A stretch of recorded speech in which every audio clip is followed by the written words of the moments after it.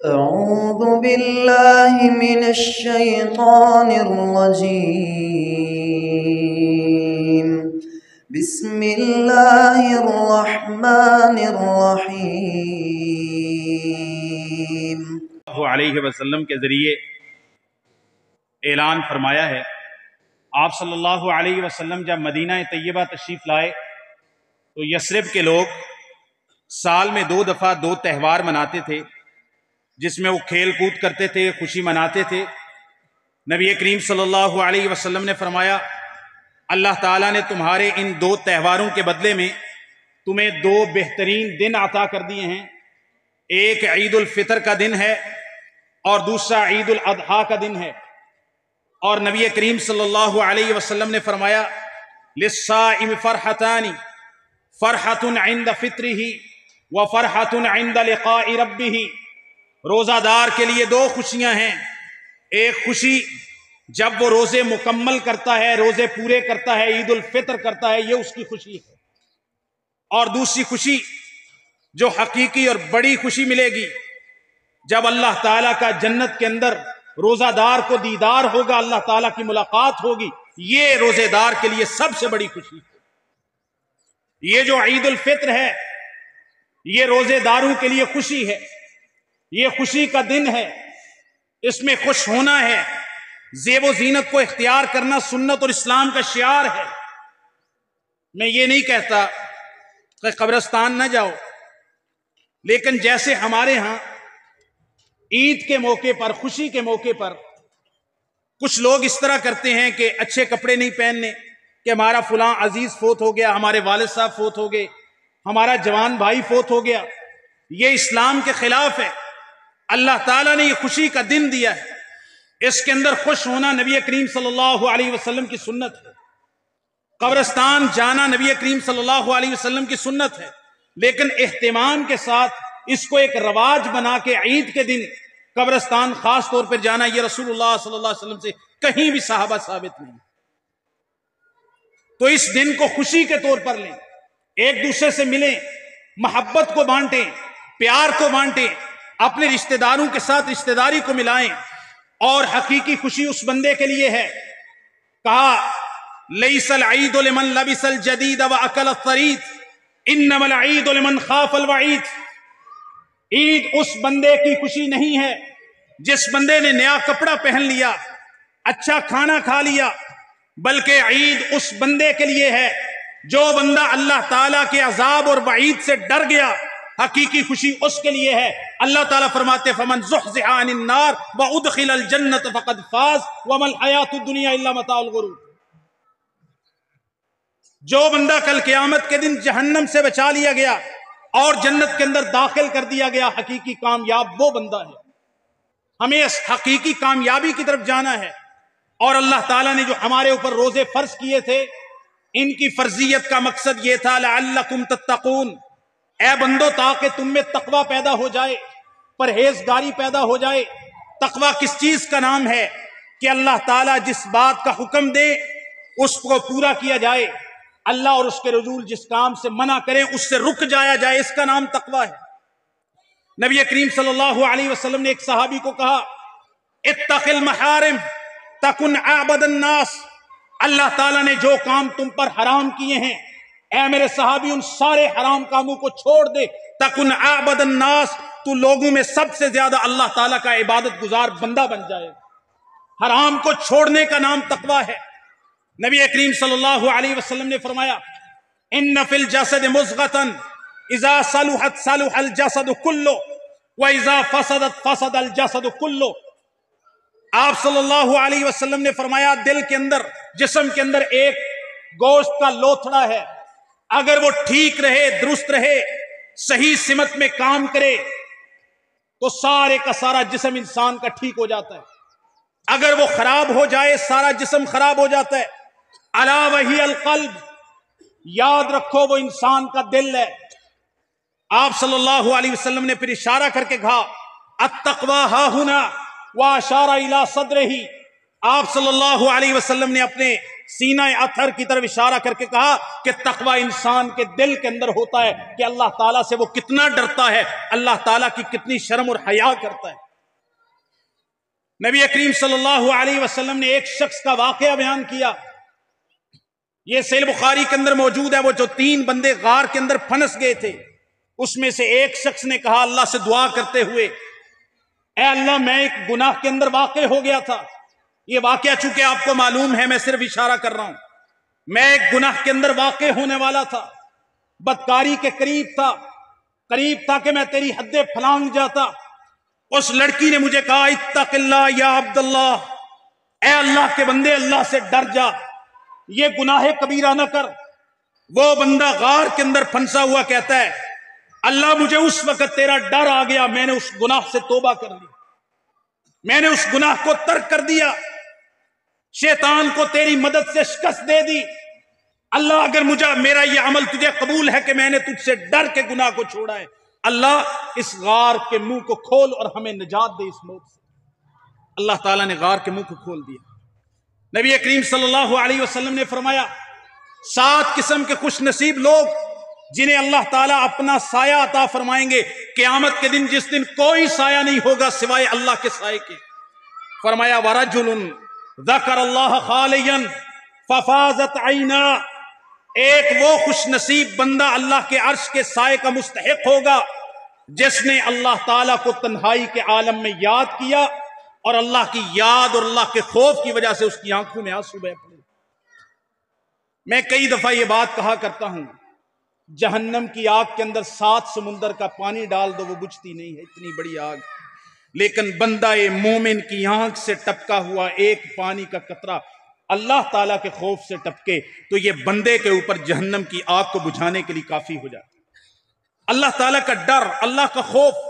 ابو ذر رضی اللہ تعالیٰ عنہ کو نصیحت کرتے ہوئے نبی کریم صلی اللہ علیہ وسلم نے فرمایا اے ابو ذر اتق اللہ حیثما کنت، جہاں بھی ہو، جس حالت میں بھی ہو، یہ نہیں کہ مسجد کے اندر، حرم کے اندر، مکہ کے اندر، مدینہ کے اندر، رمضان کے اندر تو بندہ اللہ کا بڑا ڈر کر رہا ہے اور لوگوں کے سامنے یہ محسوس کروا رہا ہے کہ وہ اللہ سے بڑا ڈرتا ہے۔ نہیں، اتق اللہ حیثما کنت، جہاں پر بھی ہو، جس حالت میں بھی ہو، اللہ تعالیٰ سے ڈر۔ وَأَتْبِعِ السَّيِّئَةَ الْحَسَنَةَ، اور جب بھی تجھ سے کوئی برائی ہو جائے، گناہ ہو جائے، برائی کے فوراً بعد ایک نیکی کر دے، تمحوها، وہ نیکی اس برائی اور معصیت اور گناہ کے اثر کو تیرے نامہ اعمال سے دھو کر مٹا کر صاف کر دے۔ ہم انسان ہیں، ہم گناہ کرتے ہیں، جب بھی کوئی گناہ ہو جائے نبی کریم صلی اللہ علیہ وسلم نے فرمایا فوراً اس گناہ کو مٹانے کا سب سے بہترین طریقہ ہے کہ انسان نیکی کرے۔ گناہ ہو جائے تو نیکی کرے، کسی شخص سے گناہ ہو جائے تو کوئی نوافل پڑھ لے، کوئی نفلی روزہ رکھ لے، کوئی اللہ کے راستے میں صدقہ دے دے، کوئی ذکر اذکار کر لے، درود پڑھ لے، انشاءاللہ اس کے نامہ اعمال سے وہ برائی کا اثر مٹ جائے گا۔ اور تیسری بات نبی کریم صلی اللہ علیہ وسلم نے فرمائی، اور اس کی طرف میں خاص طور پہ توجہ دلانا چاہتا ہوں، نبی کریم صلی اللہ علیہ وسلم نے فرمایا وَخَالِقِ النَّاسَ بِخُلُقٍ حَسَنٍ، لوگوں کے ساتھ حسن سلوک کے ساتھ رہے ابو ذر، لوگوں کے ساتھ اچھا سلوک کر۔ آپ نے یہ حدیث کئی دفعہ سنی اور پڑھی ہے۔ نبی کریم صلی اللہ علیہ وسلم کھڑے تھے، ایک جنازہ گزرا، صحابہ نے، لوگوں نے کہا کہ یہ بہت اچھا بندہ تھا، آپ صلی اللہ علیہ وسلم نے فرمایا وجبت۔ ایک دوسرا جنازہ گزرا، لوگوں نے کہا کہ یہ بہت برا تھا، آپ نے فرمایا وجبت۔ صحابہ نے پوچھا آپ نے پہلے جنازے پہ بھی کہا وجبت، دوسرے پہ بھی کہا وجبت، کیا واجب؟ آپ نے فرمایا پہلے کے بارے میں تم نے کہا کہ یہ لوگوں کے ساتھ اچھا سلوک کرنے والا تھا، اللہ تعالیٰ تمہاری گواہی قبول اللہ تعالیٰ نے کر کے اس بندے کو جنت اس پر واجب کر دی۔ اور دوسرا بندہ جس کے بارے میں لوگ کہہ رہے تھے کہ یہ بدسلوکی کرتا ہے، لوگوں کے ساتھ بد اخلاقی کرتا ہے، برا شخص ہے، اللہ تعالیٰ نے تمہاری گواہی کو قبول کر کے اس بندے پر جہنم کو واجب کر دیا۔ اسی طرح کا واقعہ ایک عورت کے بارے میں بھی آتا ہے کہ ایک عورت صرف فرضی نمازیں پڑھتی تھی، فرضی روزے رکھتی تھی، فرضی زکوٰۃ دیتی تھی، فرضی حج کیا ہے، کوئی نفلی عبادت نہیں، لیکن رسول اللہ صلی اللہ علیہ وسلم نے فرمایا، صحابہ کہتے ہیں کہ وہ اپنے پڑوسیوں کے ساتھ، رشتہ داروں کے ساتھ، تعلق داروں کے ساتھ اچھا سلوک کرنے والی تھی، بااخلاق بیوی تھی، اللہ تعالیٰ نے اس کی صرف فرض عبادات کو قبول کر کے اللہ تعالیٰ نے اس کو جنت عطا فرما دی۔ اور دوسری عورت جو نفلی روزے بھی رکھتی تھی، تہجد بھی پڑھتی تھی، اشراق بھی پڑھتی تھی، نفلی نمازیں بھی پڑھتی تھی، صدقات و خیرات بھی کرتی تھی، لیکن رسول اللہ صلی اللہ علیہ وسلم نے فرمایا اس پر اس لیے جہنم واجب ہو گئی کہ اس کے شرارتوں سے اس کے اعزاء و اقارب، آس پاس کے لوگ، پڑوس کے لوگ محفوظ نہیں تھے۔ تو اخلاق حسنہ، یہ میں نے جمعہ کے اندر بھی بیان کیا تھا۔ جامع ترمذی کے اندر حدیث ہے، رسول اللہ صلی اللہ علیہ وسلم سے پوچھا گیا ان اکثر ما يدخل الناس الجنہ، بھائی اپنے اندر ایک رویہ اور تبدیلی پیدا کریں۔ روزہ بندے کے اندر ایک برداشت پیدا کرتا ہے، اور روزے کے بارے میں فرمایا، آپ نے فرمایا جب تم میں سے کسی ایک کا روزہ ہو اور کوئی اس سے آ کے جھگڑا کرنے کی کوشش کرے تو وہ اپنے اوپر برداشت پیدا کرے اور کہے ان امرؤ صائم، بھائی میں روزے دار ہوں۔ روزہ بندے کے اندر برداشت پیدا کرتا ہے، میں جھگڑا کرنے کے لیے تیار نہیں۔ تو اگر روزے 30-29 رکھ لیے، اس کے بعد اتنی برداشت پیدا ہونی چاہیے کہ اپنے بھائی کی، اپنے بہنوں کی، اپنے ماموں کی، اپنے چچا کی، اپنے پڑوسیوں کی چھوٹی چھوٹی غلطیوں کو معاف کریں۔ اگر ہم معاف کرنا نہیں سیکھیں گے تو بھئی ہم اللہ تعالیٰ سے کیسے امید کر سکتے ہیں کہ اللہ تعالیٰ ہمیں معاف کرے گا؟ ایک مثال دے کے میں اپنی بات کو ختم کرتا ہوں۔ سیدنا ابو بکر صدیق رضی اللہ تعالیٰ عنہ کو آپ سب لوگ جانتے ہیں۔ ان کی بیٹی سیدہ عائشہ رضی اللہ تعالیٰ عنہا پر جب گناہ کی تہمت لگائی گئی تو ان کے اندر مصطح بن اساسہ بدری صحابی، انہیں بھی غلطی لگ گئی، ان سے بھی یہ غلطی ہو گئی۔ یہ صحیح بخاری کے اندر حدیث ہے، سیدہ عائشہ خود اس کی راویہ ہیں۔ مصطح بن اساسہ ایک غریب آدمی تھے، سیدنا ابو بکر کے رشتہ دار تھے، سیدنا ابو بکر ہر مہینے ان کو خرچہ دیتے تھے۔ جب یہ بات سنی کہ میری بیٹی کے بارے میں ایسی بات کہنے میں مصطح بھی شامل ہے، کہا آج کے بعد قسم اٹھا لی سیدنا ابو بکر نے، آج کے بعد 1 روپیہ اس پہ خرچ نہیں کروں گا۔ اللہ تعالیٰ نے قرآن مجید کے اندر آیت نازل کر دی سورہ نور کے اندر، اے لوگو وَلَا يَأْتَلِ أُولُو الْفَضْلِ مِنْكُمْ وَالسَّعَةِ، جو تم میں سے مالدار ہیں وہ اس بات کی قسم نہ اٹھائیں کہ رشتہ داروں پہ خرچ نہیں کریں گے۔ کیا تم یہ پسند نہیں کرتے کہ اللہ تعالیٰ تمہیں معاف کر دے؟ تو اگر تم یہ پسند کرتے ہو کہ اللہ تمہیں معاف کر دے تو تم بھی لوگوں کو معاف کر دو۔